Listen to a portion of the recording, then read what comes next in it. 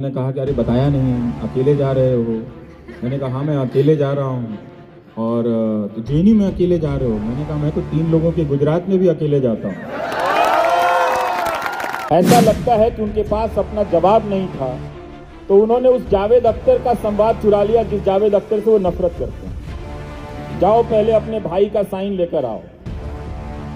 जब उनसे पूछा गया कि अदानी, उनसे का मतलब प्रधानमंत्री नरेंद्र मोदी से, जामिया, जब एक जेएनयू का मेयर गिरा दिया गया तो बगल में जामिया पर भी हमला हुआ और वो भी अपने आप को नहीं बचा सका। जैसे ही इस जेएनयू को आप कन्हैया का जेएनयू और उमर फारूक का, उमर खालिद का जेएनयू कहते हैं, चीज़ें बदल जाती हैं। तब वो जेएनयू सिर्फ जेएनयू का नहीं हो जाता है, उन तमाम चुप्पियों पर एक सवाल के रूप में खड़ा हो जाता है कि उमर खालिद के साथ जो कुछ भी हुआ हो रहा है।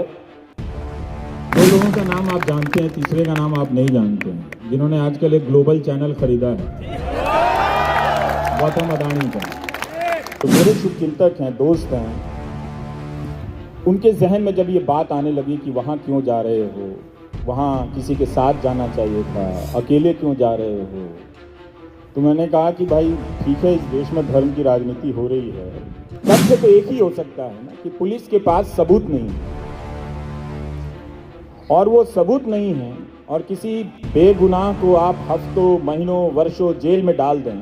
2014 के बाद जिस तरह से पहले ही दिन से मीडिया के न्यूज़ रूम के भीतर जो हमला हुआ था, उसको लेकर जो मेरी छटपटाहट थी वो आने वाले वर्षों में सही साबित होती चली गई।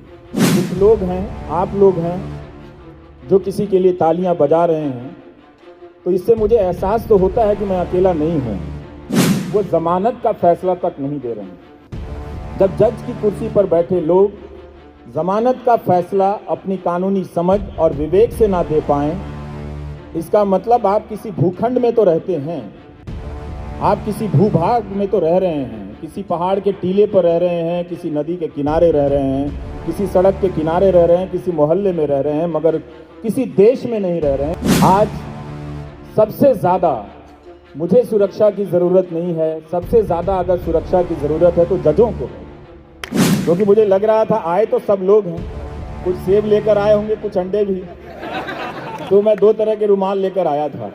तमाम किताबों के बदल दिए जाने के बाद भी, तमाम बागों को उजाड़ दिए जाने के बाद भी, जब भी नए बाग लगाए जाएंगे उनके कुछ पेड़ उगाएंगे। और मैं जब आ रहा था तो जो आने की मानसिक प्रक्रिया से गुजर रहा था और जिस प्रक्रिया से मुझे गुजारा जा रहा था, उसके बारे में मैं थोड़ी टिप्पणी करना चाहता हूं, जिससे अंदाज़ा मिल सके कि देश के हालात क्या हैं और एक व्यक्ति की ज़िंदगी की परिस्थितियां क्या हैं।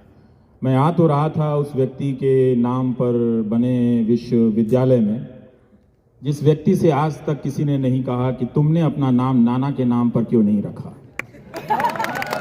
तो हमें नहीं मालूम कि नेहरू का नाम उनके नाना के नाम पर था या उनके दादा के नाम पर था, लेकिन नाम नेहरू था और जवाहरलाल नेहरू के नाम पर बने इस विश्वविद्यालय में मैं आया, जहां इतने शानदार छात्र पढ़ते हैं, जिसकी एक खूबी है कि 2 लोग जेएनयू आते हैं, एक जो जेएनयू में आते हैं और एक जो जेएनयू नहीं आ पाते हैं। जो नहीं आ पाते हैं वो भी जब जेएनयू आते हैं तो जेएनयू के हो जाते हैं। तो ये जेएनयू की एक खूबी है और यहाँ आना अपने आप में एक डिग्री पाने के जैसा है। मेरी हमसफर दोस्त नैना कहा करती हैं कि बाहर तो तुम बोल लेते हो, वो फ्लूक में चल जाता होगा, लेकिन जेएनयू में बोलने जा रहे हो, थोड़ी तैयारी कर लो, यहाँ फ्लूक में नहीं चलेगा। लेकिन आज मैं तैयारी करके नहीं आया हूँ, तो आ रहा था तो जब लोगों को बताना शुरू किया कि मैं जेएनयू में जा रहा हूँ, तो उन्होंने कहा कि अरे बताया नहीं, अकेले जा रहे हो। मैंने कहा हाँ मैं अकेले जा रहा हूँ। और तो जेएनयू में अकेले जा रहे हो। मैंने कहा मैं तो 3 लोगों के गुजरात में भी अकेले जाता हूँ। 2 लोगों का नाम आप जानते हैं, तीसरे का नाम आप नहीं जानते हैं, जिन्होंने आजकल एक ग्लोबल चैनल खरीदा है, गौतम अदानी का। ये इस देश की स्थिति है, ताकत है आपके पास, पैसा है, और अब एक ग्लोबल चैनल नाम की एक दुकान है। लेकिन आपके बारे में जो दुनिया में चीज़ें छप रही हैं, आप उस ग्लोबल चैनल का कुछ नहीं कर पा रहे हैं। आप आए थे एक चैनल को प्रोपेगेंडा का हथियार बनाने के लिए, लेकिन जब आपके सामने सच्चाई की खबरें खड़ी हुई तो आप उसका इस्तेमाल अपने प्रोपेगेंडा के लिए भी नहीं कर पाए। दरअसल झूठ की यही हालत होती है, चलता वो बहुत लंबा है, टिकता भी बहुत लंबा है, लेकिन जिस दिन भरभराता है उसके अपने हथियार काम नहीं आते हैं। और यही हाल गौतम अडानी का हुआ, और गौतम अडानी को आप आज के देश के हालात से अलग नहीं कर सकते हैं। उनकी मदद न सत्ता में बैठे लोग कर पाए, न वो अपने पैसे से खरीदे हुए तंत्रों से कर पाए अपनी मदद। तो ये जेएनयू को लेकर, यहाँ आने को लेकर जिस तरह से लोगों के मन में, जो मेरे शुभचिंतक हैं, दोस्त हैं, उनके जहन में जब ये बात आने लगी कि वहाँ क्यों जा रहे हो, वहाँ किसी के साथ जाना चाहिए था, अकेले क्यों जा रहे हो, तो मैंने कहा कि भाई ठीक है, इस देश में धर्म की राजनीति हो रही है, लेकिन इसी धर्म ने हमें यह भी सिखाया कि किसी पर भी पीठ पीछे वार नहीं करते हैं और किसी अकेले पे हाथ नहीं लगाते हैं। तो कोई भी इतना धर्म विरोधी नहीं होगा कि मुझे अकेले पे हाथ डाल देगा। तो मैं अकेला ही आया हूं। तो ये एक हालात हैं सर। 2014 के बाद जिस तरह से पहले ही दिन से मीडिया के न्यूज़ रूम के भीतर जो हमला हुआ था, उसको लेकर जो मेरी छटपटाहट थी वो आने वाले वर्षों में सही साबित होती चली गई। तब मुझे मेरे ही करीब के लोग कहा करते थे कि कुछ ज़्यादा आपकी प्रतिक्रिया है, वो बहुत तीखी है, सच्चाई ऐसी नहीं है और ये देश ऐसा नहीं है। देश कभी भी एक तरफा नहीं झुकेगा और ऐसा नहीं होगा कि न्यायपालिका ख़त्म हो जाएगी, इंसाफ के मायने ख़त्म हो जाएंगे, आवाज़ें बंद हो जाएंगी। लेकिन ये सारी बातें धीरे धीरे सांस्थानिक इंस्टीट्यूशनल रूप से सही होती चली गईं। ये जेएनयू अनाम छात्रों का भी है, लेकिन जैसे ही इस जेएनयू को आप कन्हैया का जेएनयू और उमर खालिद का जेएनयू कहते हैं, चीज़ें बदल जाती हैं। तब वो जेएनयू सिर्फ जेएनयू का नहीं हो जाता है, उन तमाम चुप्पियों पर एक सवाल के रूप में खड़ा हो जाता है कि उमर खालिद के साथ जो कुछ भी हुआ हो रहा है। हम इस स्थिति में पहुंच गए हैं कि जामिया, जब एक जेएनयू का मेयार गिरा दिया गया तो बगल में जामिया पर भी हमला हुआ और वो भी अपने आप को नहीं बचा सका। उसके छात्रों के खिलाफ जो पहला फैसला आता है और उसमें जज की जो टिप्पणी है, उस टिप्पणी पर देखिए हाईकोर्ट का फैसला आता है। तथ्य तो एक ही हो सकता है ना कि पुलिस के पास सबूत नहीं है, और वो सबूत नहीं है और किसी बेगुनाह को आप हफ्तों, महीनों, वर्षों जेल में डाल दें, तो उसका एक संदर्भ बनता है कि किस संदर्भ में बिना सबूत के छात्रों को आप डाल सकते हैं। तो उस संदर्भ पे अगर अदालत की टिप्पणी होती है तो अदालत ही उन टिप्पणियों को हटा देती है। तो हम जरूर, कुछ लोग हैं, आप लोग हैं जो किसी के लिए तालियां बजा रहे हैं, तो इससे मुझे एहसास तो होता है कि मैं अकेला नहीं हूं। लेकिन ये तस्वीर भी मुझे नजर आ रही है कि अदालत के भीतर बैठे लोग कितना डर गए हैं। आज सबसे ज्यादा मुझे सुरक्षा की जरूरत नहीं है, सबसे ज्यादा अगर सुरक्षा की जरूरत है तो जजों को है, जजों से है शायद। चीफ जस्टिस का ये बयान है कि जज बहुत काबिल हैं, अपने न्याय की जानकारी में, कानून की जानकारी में वे अपने स्तर पर फैसला ले सकते हैं, मगर ट्रोल किए जाने या किसी अन्य आशंकाओं की वजह से, एप्रीहेंशन की वजह से वो जमानत का फैसला तक नहीं दे रहे हैं। जब जज की कुर्सी पर बैठे लोग जमानत का फैसला अपनी कानूनी समझ और विवेक से ना दे पाएं, इसका मतलब आप किसी भूखंड में तो रहते हैं, आप किसी भूभाग में तो रह रहे हैं, किसी पहाड़ के टीले पर रह रहे हैं, किसी नदी के किनारे रह रहे हैं, किसी सड़क के किनारे रह रहे हैं, किसी मोहल्ले में रह रहे हैं, मगर किसी देश में नहीं रह रहे हैं। अगर किसी देश में रह रहे हैं तो किसी लोकतंत्र में नहीं रह रहे।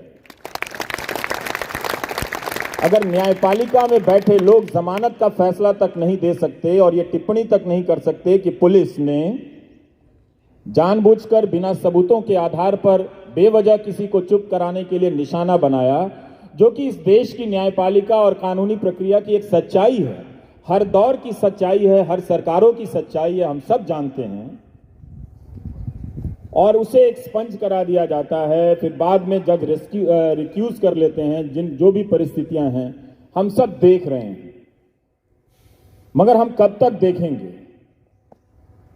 क्या हम देख रहे हैं? क्या हम बोल रहे हैं? उस अनुपात में इन प्रश्नों को हम सबको इन प्रश्नों के सामने खड़े करना पड़ेगा कि हम क्या इसके समक्ष हैं। हम इसके समक्ष खड़े हैं, बोल रहे हैं, मगर हमारा अनुपात छोटा है। सत्ता जिनके कब्जे में है उनका अहंकार इतना ज्यादा हो गया है कि अब चीजों को, सवालों को वो सत्ता में होने के हिसाब से बोल रहे हैं। ऐसा लगता है कि उनके पास अपना जवाब नहीं था, तो उन्होंने उस जावेद अख्तर का संवाद चुरा लिया जिस जावेद अख्तर से वो नफरत करते हैं। जाओ पहले अपने भाई का साइन लेकर आओ। जब उनसे पूछा गया कि अदानी, उनसे का मतलब प्रधानमंत्री नरेंद्र मोदी से, जब उनसे पूछा गया कि अदानी का क्या मामला है, इस तरह के आरोप क्या लग रहे हैं, तो उन्होंने क्या कहा? जाओ पहले उस आदमी का साइन लेकर आओ, जाओ पहले उस आदमी का साइन लेकर आओ। तो आप साइन ही लाते रह जाएंगे, जवाब नहीं मिलेगा।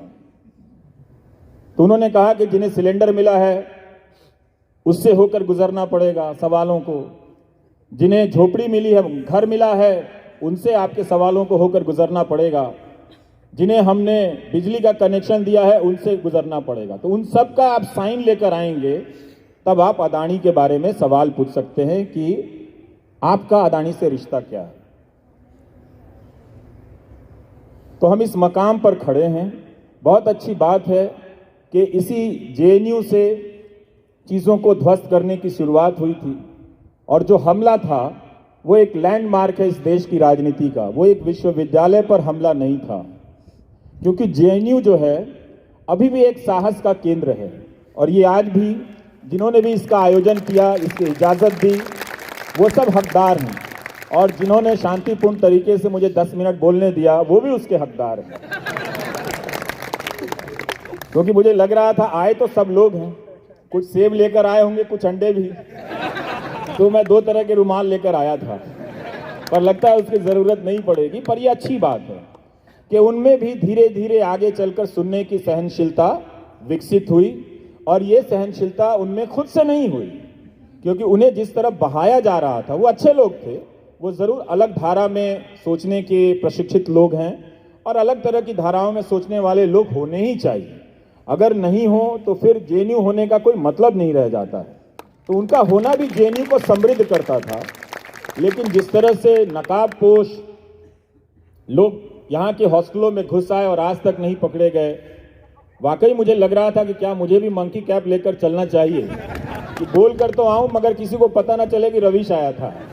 तो वो अब नहीं है, चीज़ें बदल रही हैं। इसी तरह से चीज़ें खूबसूरत होती रहें, और जब हम कहें कि बागों में बहार है तो लोग भी कहें कि हाँ वाकई में बहार है, यहाँ आप आ सकते हैं, यहाँ पर आप बोल सकते हैं।